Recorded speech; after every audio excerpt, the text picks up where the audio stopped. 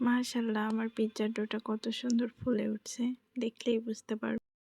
মুরগির মাংস, mayonnaise, olive, পেঁয়াজ, টমেটো, চিজ, ক্যাপসিকাম সব কিছু দিয়েই এর উপরে মেয়োনিজটাকে একটু ছড়িয়ে নেব।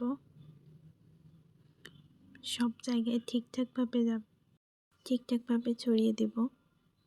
টমেটো সস একইভাবে করে নেব। এরপর মাংসের ছোট ছোট টুকরাগুলো ছড়িয়ে দেব। পেঁয়াজ, টমেটোগুলো এমনভাবে কেটে নিয়েছি যাতে কিছুটা লাল ক্যাপসিকামের মতো দেখার সুন্দর। এর উপরে ক্যাপসিকাম, অরিগানো, চিজ,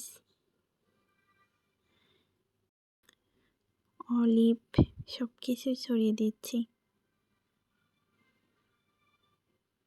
আমার মেয়োনিজটা কিন্তু হোমমেড। এরপর কোনো একদিন হোমমেড মেয়োনিজের ভিডিও শেয়ার করব।